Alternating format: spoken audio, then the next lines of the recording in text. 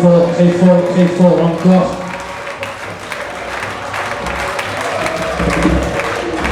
La chorale qui est à l'honneur, je vous demande de l'applaudir encore très fort, très fort.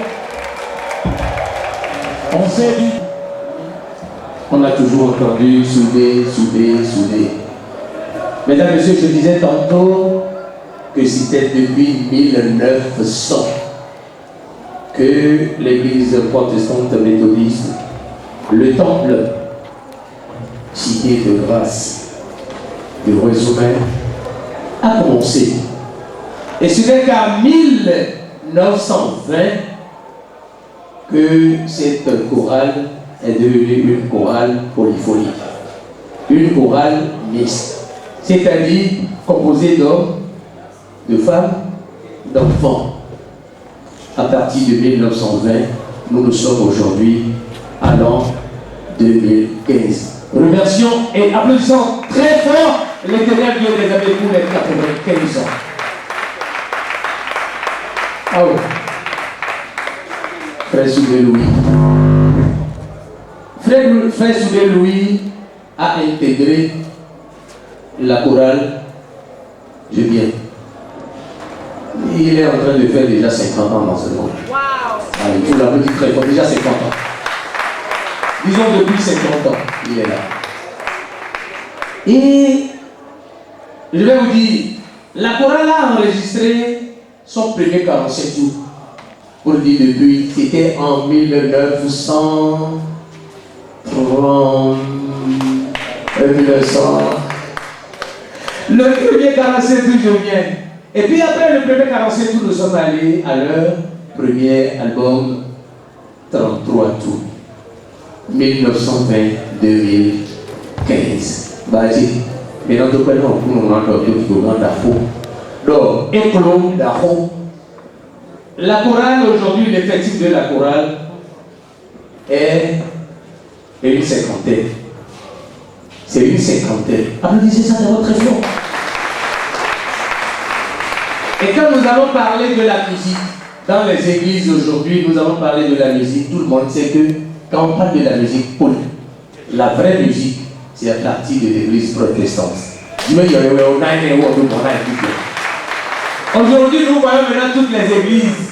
Dans toutes les églises aujourd'hui, on cherche à faire la musique polyphonique, c'est-à-dire la chorale polyphonique, qui chante en 4 temps. Alto, ténor, soprano et puis quoi? Basse. Même bien sûr, on a toujours dit que quand c'est une église protestante, tout le monde est musicien. C'est vrai? Ah là, d'accord. Louons l'Éternel. Et je vais vous dire que le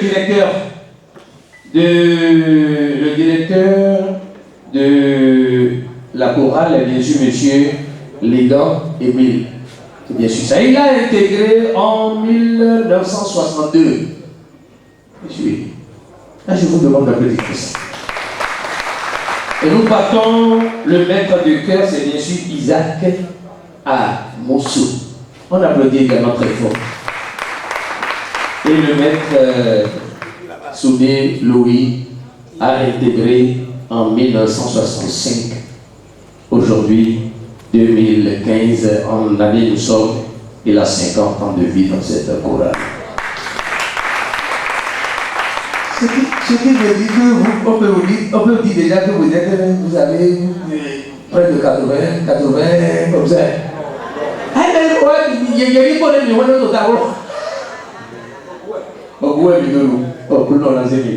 On applaudit très très fort la chorale principale. Et je suis en train de voir ici le maître de chœur. Le maître de chœur a intégré en 1975 et en 2002, il avait 27 ans de vie dans la chorale. Et l'organiste, bien sûr, a intégré en 1987-2015 avec 8 ans dedans. Michel Awandino, j'allais dire, Awandino a intégré en 1958. C'était l'ancien maître de chœur, le compositeur, le directeur, et il était le doyen d'âge. Il était l'un des doyens d'âge dans la chorale. Et il continue toujours. Il sera là tout à l'heure. Voilà, ce que je vais vous demander, sincèrement, au vu de tout le monde. Et quel est votre secret? Comment vous arrivez à assimiler? Vous arrivez à assimiler. Et puis, à faire intégrer les gens, à recruter dans la chorale. Vous lancez, comment vous recrutez? C'est seulement ceux qui ont le son de musique, ou bien quand on vient, on s'adapte. Merci, frère Moulamoula. Nous avions une pépinière au sein de l'église, et cette pépinière se retrouve au niveau des enfants. Le culte des enfants est là, et là-dedans, nous recrutons de jeunes enfants que nous initions dès le bas âge et petit à petit grandissent dans le chant. Voilà. Et quant à notre manière de réussir les chants, nous y mettons un peu de rigueur, parce que sans la rigueur, rien ne peut marcher. En matière de musique, il faut être rigoureux pour que les gens produisent comme cela se doit le son, bien les sons que vous attendez d'eux. Et il y a le système de transcription, le système tonique solfa, qui est un système anglophone que nous utilisons, mais que d'autres chorales ou d'autres responsables de chorales détestent. Par cette méthode, nos polices arrivent rapidement à capter, à assimiler le solfège et tout marche bien. Et je vais d'abord demander, est-ce que vous avez des professeurs, des musicologues ou bien les musiciens de chez vous-même forment ces musiciens, ces enfants en solfège, en 4 ans de musique? Nous ne pas les professeurs, il n'y a pas de musique, nous les Bon, je dirais que bon, le PMB, l'église protestante méthodiste du Bénin, a hérité des anglophones. Les anglophones, je voudrais dire par là la Grande-Bretagne. Et ça se passe vraiment sans difficulté. Et je dirais aussi au passage que les acteurs, entendez par acteurs ici, les pionniers, les responsables techniques, qui ont parcouru cette chorale, aucun d'eux n'a été dans une école de musique. D'ailleurs, en ce moment-là, il n'y en avait même pas. C'est aujourd'hui que nous découvrons quelques écoles de musique, particulièrement à Cotonou ici. Mais dans les années passées, il n'y en avait pas. Mais la plupart des responsables, soit ils l'ont appris à l'école, soit ils l'ont appris sur le tas. Et c'est le cas de frère Miché, du frère Souvé que je suis. J'ai commencé la musique sur les bancs à l'école jusqu'en classe de première. Et par la suite, j'ai développé mes connaissances à travers des recherches et soutenu par mon vieux père qui a été aussi organiste dans cette chorale. Voilà. Ah, d'accord, vous avez hérité. Je vous demande de l'applaudir très très très fort. Merci. Je vois pourquoi la chorale peut parrainer une autre chorale. Ainsi donc, merci. Et nous allons recevoir sur le podium la chorale qui est donc la chorale Espérance de Tom Boudon. La chorale de Tom Boudon est une chorale que parraine la chorale principale de la Cité de Grâce.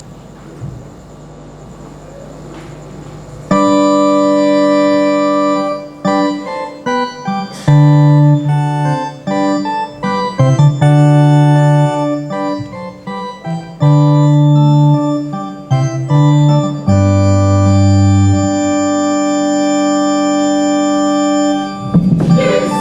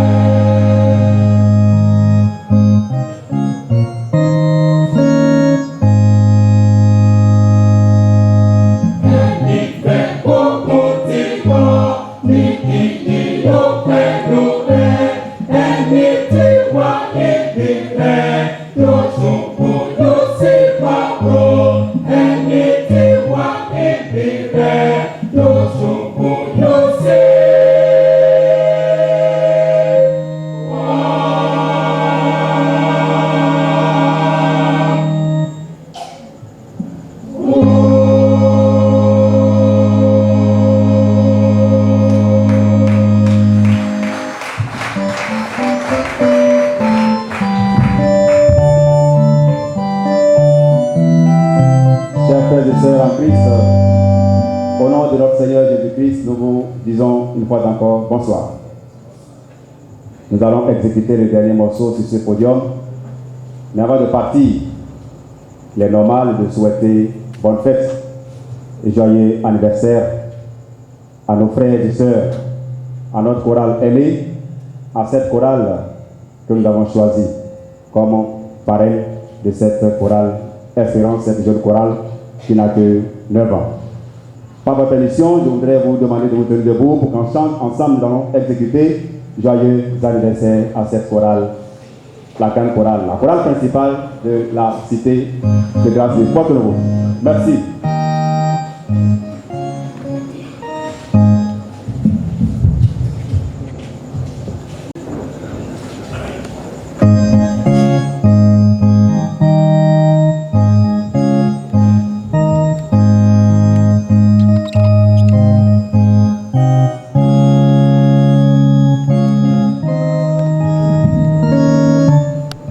La chorale principale. On y va.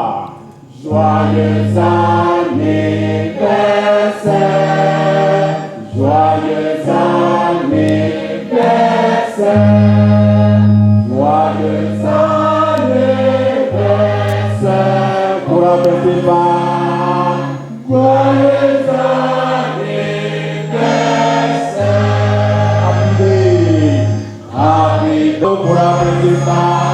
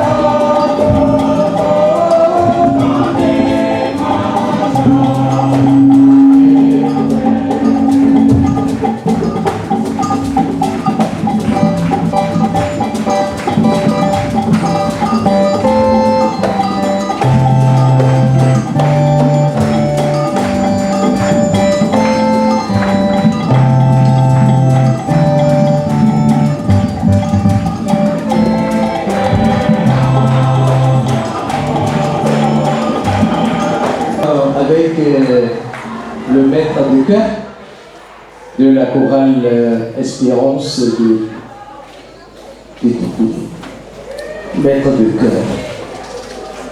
Ils sont une quinzaine en effectif. Et une cinquantaine aussi. Vous êtes aussi une cinquantaine? Ah d'accord. Et puis le directeur, qui? Directrice, c'est madame. Sinon c'est une directrice alors.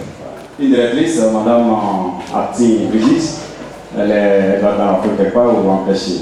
Bon, bref, c'est madame Arti Brigitte là. Là vous êtes à Lazare. On m'appelle Lazare. Lazare, ouais. Tu es Nago, hein? Je suis Nago. Oui. Je vous demande d'applaudir très fort mon frère Nago. Vous êtes Nago de... Merci beaucoup Nago, je suis de Manigri. Vous êtes de Manigri?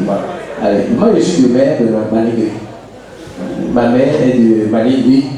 Mon oncle maternel est également de Manigri. Ah c'est ça non? On dit la même chose. Je vous demande de l'applaudir très fort. Je l'avais dit tout à l'heure. Pourquoi vous êtes, dites-moi, pourquoi vous êtes une chorale audacieuse? Parce que dans leur requête, on m'a dit que c'est une chorale audacieuse. Et c'est une chorale qui est en partenariat avec la chorale principale de l'église, de la chorale principale, bien sûr, de l'église de cité de